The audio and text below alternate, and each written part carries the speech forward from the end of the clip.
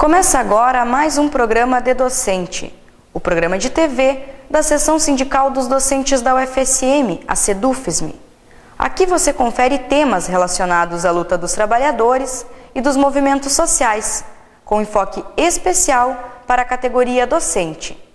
Na edição de hoje, teremos uma reportagem especial sobre o debate em torno do aumento da passagem de ônibus em Santa Maria. E também informações sobre o 33º Congresso do Andes Sindicato Nacional, que teve início no último dia 10, em São Luís, no Maranhão. A luta contra o aumento da passagem de ônibus prossegue em Santa Maria. Fundado no ano de 2013, o Bloco de Lutas segue organizando atos e atividades em protesto contra o aumento da passagem pedido pelo empresariado e a prefeitura da cidade. Na última quarta-feira, dia 12, aconteceu a reunião do Conselho Municipal de Transportes, o CMT. Confira agora como foi a reunião do Conselho que debateu a planilha com as previsões de custos das tarifas apresentada pela Prefeitura Municipal. Apresentando Inês, presidente, representando as empresas distritais. André, representando a Prefeitura. E secretário. E secretário. Rogério Santos da Costa, representando o Citracova. Edmilson Gabardo, Sistema Integrado Municipal, ATU, CETRANS. Rodrigo Lima dos Santos, União das Associações Comunitárias de Santa Maria, vice-presidente do Conselho. Gilmar Santos, Sindicato dos Trabalhadores Urbanos. Adriel Saúl, representando a União Catarinense dos Estudantes. Alex Monayar, representando o DC da oficina. Alberto Bolha, representando o UFSM. Luiz Fernando Pacheco, representando a Cacisco. Péricles da Costa da UAB. Jonas Stefano, Sinditaxi. Marco Aurélio Veneda, representando os sindicatos técnicos, contabilidades, contadores e Santa Maria. Miguel Passinho, secretário municipal do Banco de Santa Maria. Walter Bondero, Sindicato dos Trabalhadores Rurais de Santa Maria. Luiz Fernando Maffini, presidente do Sindicato das Empresas de Transporte de Passageiros de Santa Maria, CETRANS. O plano de mobilidade urbana já está pronto, recebido pela Prefeitura, onde foi criado diversos modais e diversas situações que podem ser implementadas em Santa Maria. E um desses modais preferenciais é o sistema de transporte público de Santa Maria, que se enquadra em terceiro lugar. Primeiro modal, o deslocamento a pé, segundo deslocamento a bicicleta e o terceiro modal, o transporte público. Em função disso, que Santa Maria no estado, talvez a única cidade que já tenha feito o plano de mobilidade urbana, que a gente saiba, que os demais, pelo que a gente sabe, não concluíram o plano. Santa Maria já conhece a sua realidade e já consegue planejar o seu futuro. E com isso, senhores, a Prefeitura de Santa Maria pretende esse ano fazer a licitação do transporte público. Então, espera que desse conselho aqui se traga subsídios nas próximas reuniões, que se possa levar onde a Prefeitura, junto com o seu quadro técnico e junto com os seus engenheiros e toda a sua equipe, elaborar essa licitação. Então, eu faço convite a todos os membros desse conselho que nas próximas reuniões ou diretamente na Secretaria possa oferecer subsídios, que a gente possa contemplar Santa Maria com essa licitação. Licitação essa que o Tribunal de Contas... Por questão de ordem, presidente, nós temos uma pauta específica. Gostaria que configassem e consignassem ata que eu estou dizendo para a Portanto, senhores, nós chegamos a um cálculo da planificação de 263 com 58. Essa planilha vem com todos os insumos e todas as necessidades que necessita uma empresa de transporte público para gerir de acordo com a tabela GEICOB. Também dentro dessa planilha se adotou, de acordo com a reunião no Ministério do Trabalho, no dia 1º, discussão da data base dos funcionários do Trabalhadores Cultores e Atividades de Santa Maria, nós temos uma reunião no Ministério do Trabalho, junto com o representante do Sindicato Profissional Rogério dos Santos Costa, da Márcia, a doutora Márcia, do Luiz Fernando Vargas Marfim, do Ministro Gabardo e do Socal, e a Prefeitura Municipal, onde ficou assegurado que nessa planilha se daria encaminhamento de R$ 2.100, que seria o salário dos trabalhadores de acordo com o dissídio compactuado e acertado entre as categorias. Então essa planilha está contemplado o dissídio já desse ano de fevereiro, tá? Que adequa o valor correspondente a 1º de fevereiro. Então os senhores todos receberam a planilha, né? Eu vou passar ao presidente também um cálculo com todo o material onde a gente buscou os dados e onde é que buscamos todos os subsídios, notas fiscais, consultas técnicas oficiais que compõem a tarifa. Senhores, eu vou fazer uma outra introdução. Junto lá no Ministério do Trabalho, ficou convencionado que eu faria uma projeção não oficial, mas que apresentaria aos senhores uma tabela com plano de saúde ou auxílio saúde para os trabalhadores. Essa tabela está comigo, não vou dar para todos vocês porque não for convencionado que seria oficial, seria mais uma projeção e para que a gente tivesse conhecimento, né? Então, se nós convencionarmos que nós daremos plano de saúde de acordo com o presidente Rogério, que nos repassou o valor desse custo do plano de saúde, o custo da passagem de Santa Maria seria de R$ 272,59, né? Seria como um plano de saúde. Também fizemos uma planilha, se nós adotássemos 20% da frota atual com ar-condicionado. A passagem com 20% de ônibus com ar-condicionado passaria para R$ 2,83. Então, o senhor veja que com o ônibus com ar-condicionado, que temos exemplo de Porto Alegre, ele leva a planilha então de 20% a 25%, em função do custo de o ônibus ser bem mais caro, né? É outra estrutura que ele necessita e também o consumo de diesel que aumenta de 20% a 25%. Tá? E o plano de saúde, a gente fez uma projeção para que os trabalhadores, junto com o sindicato dos patrões, possam negociar futuramente uma incorporação a esse benefício aos trabalhadores. Então, senhores, da minha parte era só. Muito obrigado. Ao passar o olho rapidamente, como a gente está habituado a avaliar essa planilha, que é o nosso norte, nós prestadores de serviço público, temos esta planilha, ainda mais nós transportadores temos essa planilha que sempre vai para a mão da sociedade, diferentemente da planilha da Corsã, da S-Sul, da CE, das telefônicas, que a gente não sabe realmente, nunca viu, e talvez passemos algumas gerações, não vamos ver. Nesta aqui, todos nós temos condições de aferir. Eu vejo que foi tomado, por exemplo, um preço de combustível fora de uma realidade praticada pelas empresas, o valor de R$ 2,21, preço do óleo diesel. Então, nós temos aqui um valor fora da realidade.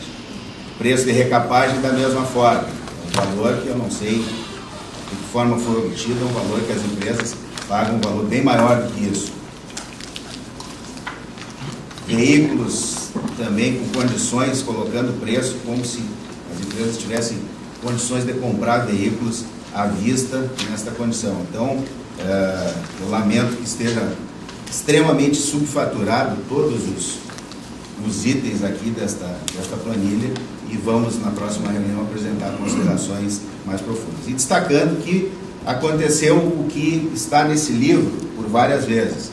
Nós fomos contemplados com uma quantidade enorme de gratuidades promovidas pelo governo atual, proporcionando a segunda tarifa de graça na integração e não indicou fonte de pagamento. Mais uma vez é penalizado o usuário do transporte coletivo. Nos países que levam o transporte coletivo a sério, que não é o caso do Brasil, o usuário paga 30% do serviço. Aqui, o usuário e o empregador, a pessoa que emprega um trabalhador, paga 130% do custo do serviço. Ele paga os 100% do serviço e paga mais 30% para aqueles que não pagam ou têm desconto.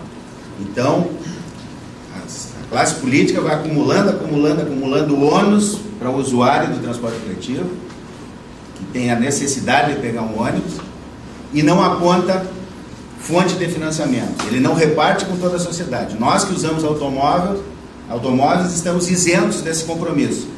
E está só no colo do usuário e do empregador, que tem que comprar o vale transporte para o seu empregado. Então, eu denuncio mais uma vez este problema e espero que nesse processo licitatório que se avizinha aí, que luzes, não só as da imprensa, mas luzes da ciência, iluminem a mente dos administradores públicos para fazer uma justiça tarifária nesse país. Obrigado. Certo? Muitas vezes não há quórum, certo? Inclusive por integrantes da própria Prefeitura Municipal, né, representantes, e é um pouco embaraçoso que isso aconteça somente quando ocorre o pedido de reajuste de tarifa do transporte público. Outra coisa que eu gostaria de deixar registrado, que o senhor pode me corrigir, senhor presidente, que há mais de 6 meses foi pedida essa planilha justamente para evitar as correrias e todas as polêmicas que envolvem os prazos e poder de discussões dos itens de planilha, e até o momento, somente hoje, após mais ou menos 6 meses, me corrija se estiver errado, essa planilha aparece em cima de todas as discussões, né, que estão acontecendo agora, estão na mídia, dando os exemplos, né, em outras cidades, além de Santa Maria. Então, novamente, um pouco de falta de respeito e um pouco de falta de consideração com o próprio Conselho, que não é atendido nas suas solicitações. Que existem, além dos representantes, e seus suplentes. Com certeza. E às vezes nenhum dos dois o regimento também prevê isso. Exatamente. Então isso aí tem que ser muito revisto para não chegar somente nesse tipo de discussão. O Conselho não é somente para a discussão do aumento de tarifa. Concordo. Venho aqui demonstrar a indignação nossa, onde nós tivemos uma reunião e faz parte, a ata dessa reunião, agora eu concluí vendo no processo aqui, faz parte da ata de uma reunião que tivemos lá no Ministério do Trabalho, onde esteve presente o secretário Miguel Basile, e com comprometimento do plano de saúde, e que infelizmente não veio compondo a tarifa atual. Isso é uma realidade nas cidades de Porto de Santa Maria, plano de saúde e ticket de alimentação para a categoria. Nós vamos para os terminais, nós vamos chamar a categoria e vamos fazer essas colocações, vamos tornar público, que são documentos públicos, o próprio secretário está dizendo que vai ir para a internet, entendeu? E vamos ver de que forma a categoria vai receber isso, tá? Então nós temos aí as cidades do Porto de Santa Maria, todas elas têm plano de saúde para a categoria contemplado e tem ticket, tá? Isso é uma reivindicação antiga, e a própria planilha do GEIPOD tem a localização, tanto é que ele fez uma segunda planilha que me passou aqui, que consta ali o plano de saúde. O plano de saúde é documento oficial, nós trouxemos, e tanto é que está fazendo parte do processo, inclusive pela própria empresa, que é uma das únicas, infelizmente, que nós temos com plano de saúde hoje aqui em Santa Maria, que é a Unimed. Tá? Então, deixamos aqui a nossa indignação, vou estar indo para a categoria, entendeu? A contemplação, porque eu fui praticamente, tive que naquele momento, naquela oportunidade, colocar um número, né? E esse número saiu um número de 2.100, com a contemplação junto com o plano de saúde. Tá? Com a contemplação junto com o plano de saúde. Então daqui para frente eu não sei o que vai acontecer. Eu vou estar conversando com a categoria e tomar um posicionamento assim que sair a definição dentro de 72 horas, acredito na segunda-feira, do que vai acontecer com essa planilha e da negociação que eu vou ter com a classe patronal. Tá? Porque todas as alegações que se faz quando se chega no patrão para pedir o plano de saúde ou pedir o ticket, as alegações dele é a questão de que da onde eles tiraram por questões tarifárias.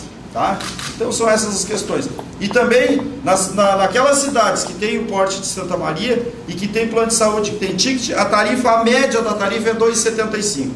Tem que ficar claro também isso. Tá? Então, se o prefeito, se o secretário e o prefeito quis tirar uma posição política, se sair bem politicamente, ele também tem as suas responsabilidades que arcar também com a categoria rodoviária. Muito obrigado.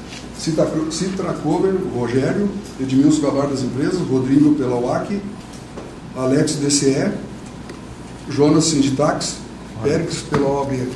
Alguém mais quer o pedido de vista? Então, está dado o pedido de vista aos conselheiros.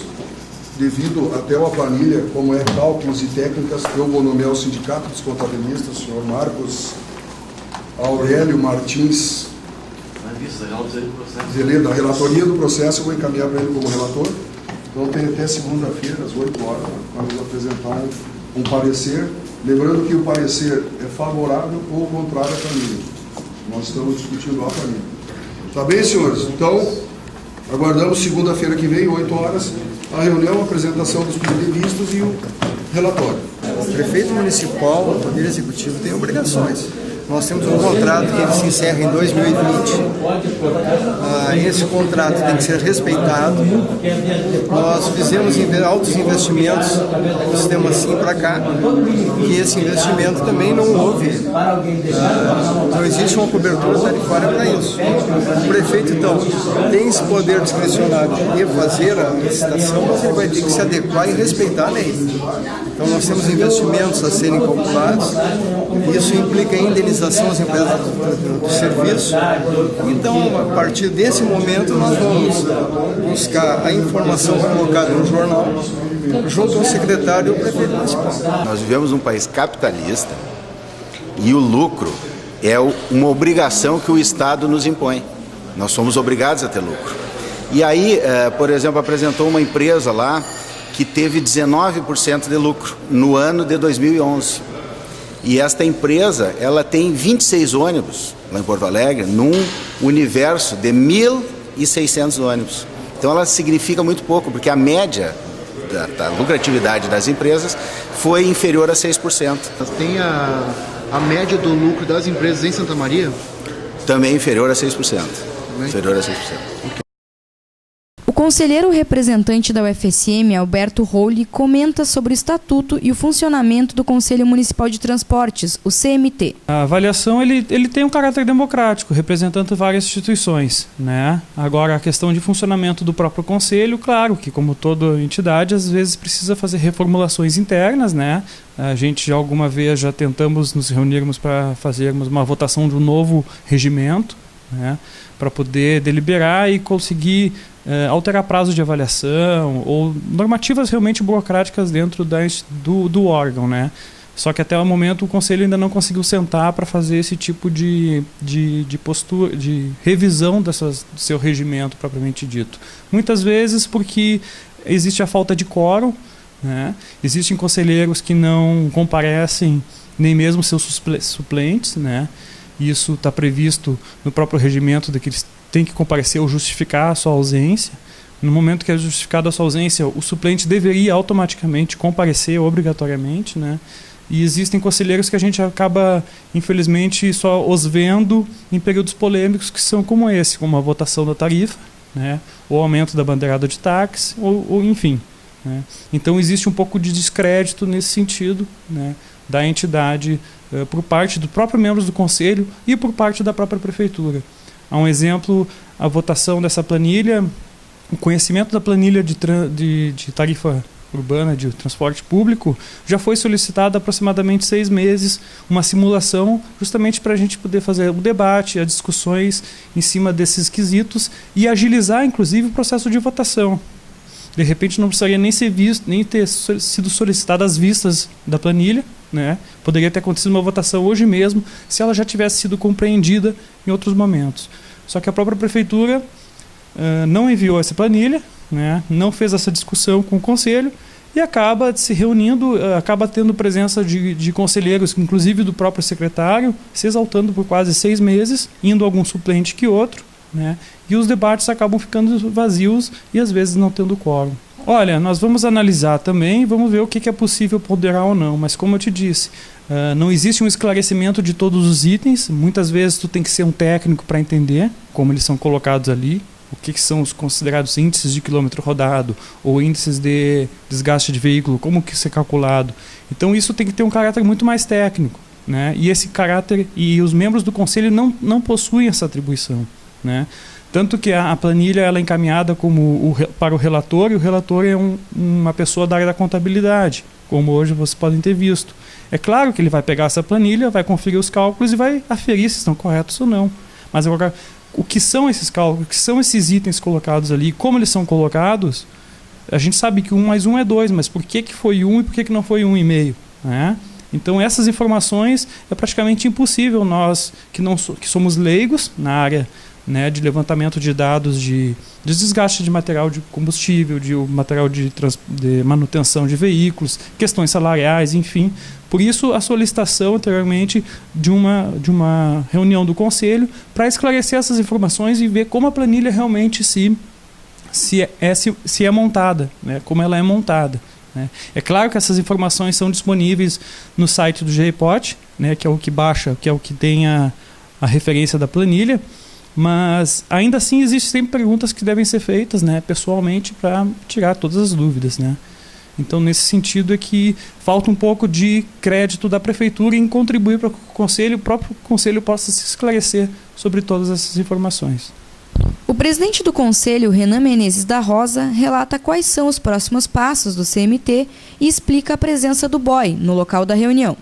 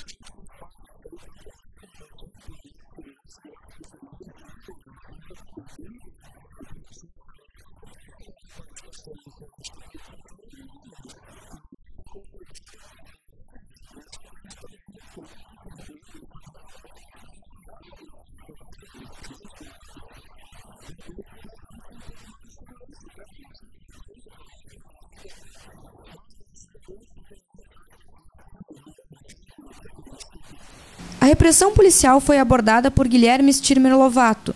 O membro do Bloco de Lutas de Santa Maria também questionou a legitimidade do conselho. Não, porque tinha um forte policiamento lá, né? Tinha a BOI estava lá, a cavalaria estava lá, e é algo bastante contraditório para um conselho que, para nós, é propagandeado como um espaço democrático, em que a população pode ter acesso, pode colocar o seu posicionamento em relação às questões de transportes, mas que na prática é isso, né? Os empresariado, as direções cooptadas de movimentos populares, votando sempre a favor do aumento, né? Ali não se discute política de transporte público para a cidade. Apenas a única questão que se discute é quando a tarifa tem que aumentar, né? Alex Monayar, conselheiro pelo Diretório Central dos Estudantes da UFSM, faz alguns contrapontos aos argumentos do empresariado em relação ao aumento da passagem de ônibus. Bom, se não desse lucro, eles não estavam prestando esse serviço, né? Então, essa choradeira que acontece, coincidentemente, acontece justamente na época do aumento da tarifa, né? Então, já há estabelecido por lei que eles ganham 5 vezes mais que um motorista, isso por lei. Agora, por fora, é de se questionar o quanto eles ganham. E esse salário deveria ser aberto, porque também é pago pela população. Há vários impostos que são cobrados, que são relativos ao transporte, mas não voltam para o transporte.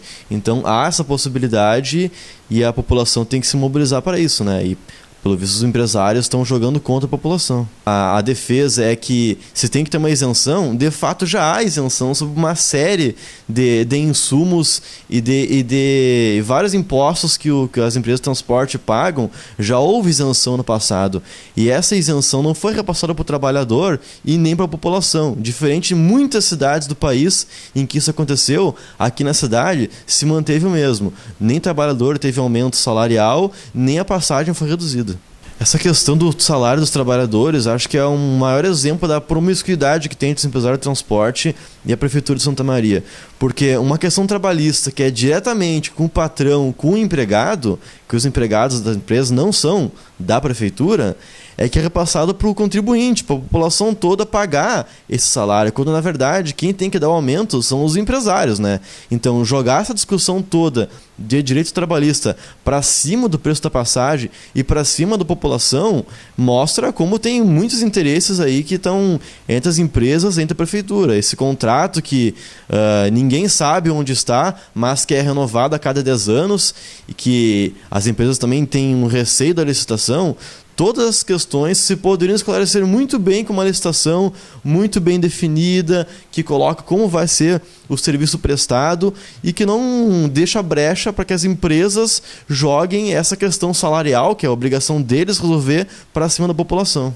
Essa questão da licitação que foi anunciada, do modo como foi anunciada e do modo que tem sido cobrada pela população há, quem sabe, décadas, né? Porque esse contrato já tem mais de 10 anos, foi anunciado agora como uma forma clara de abafar o aumento que a Prefeitura quer dar. Isso saiu nos jornais, em todos os jornais, da licitação.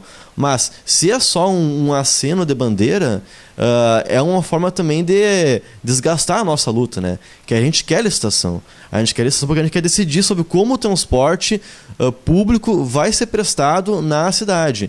E isso a população pode interferir na licitação. Então, ela vai estar colocando a concorrência. Algo que as empresas hoje repudiam, né? É algo que é básico no sistema capitalista, eles nem chegaram nesse ponto, né? De ter a concorrência para ter um melhor serviço prestado, né? Então a licitação pode abrir margem para a população dizer como quer ser prestado o serviço. Só que algo que pode ser colocado nessa questão da licitação também seria uma empresa pública. Que justamente uma empresa pública poderia estar fazendo um contraponto a essas empresas que não abrem seus dados, que não abrem sua margem de lucro, e uma empresa pública estaria justamente entrando na concorrência também junto com eles e fazendo cair para baixo o custo do transporte. Os protestos de junho e julho de 2013 foram a pauta principal da edição número 53 da revista Universidade e Sociedade, lançada na segunda-feira, dia 10, durante a abertura do 33º Congresso do Andes Sindicato Nacional, que está acontecendo em São Luís, no Maranhão, com o tema Andes, na defesa dos direitos dos trabalhadores, organização e integração nas lutas sociais. Ainda no dia 10, à noite, ocorreu a plenária temática de número 1, com o assunto Movimentos, Docente e Conjuntura, na qual foi ressaltada as lutas internacionais e seus reflexos para os trabalhadores na compreensão do contexto de lutas em que os brasileiros estão inseridos. Durante a plenária temática de número 2, foi aprovada a centralidade da luta para o movimento docente em 2014, referenciando a defesa de um projeto de educação pública desenvolvido pelo próprio Andes, ao longo de sua história e aperfeiçoado nos espaços de debates e deliberações. Um momento marcante do 33º Congresso do Andes foi o ato público Fora Oligarquia Sarney, organizado pela CSP com Lutas e demais entidades e movimentos sociais. A família Sarney domina a política no Maranhão, onde está acontecendo o Congresso, faz cerca de 50 anos. O ato denunciou as irregularidades e impunidades da família Sarney no Estado, que tem como governadora Rosiana Sarney, filha de José Sarney. O 33º Congresso do Andes, que iniciou na última segunda-feira, dia 10, vai até o sábado, dia 15. O D-Docente de hoje termina aqui, mas seguirá disponível para o acesso através dos sites da TV Santa Maria e da Sedufisme. Também convidamos você a visitar as nossas redes sociais.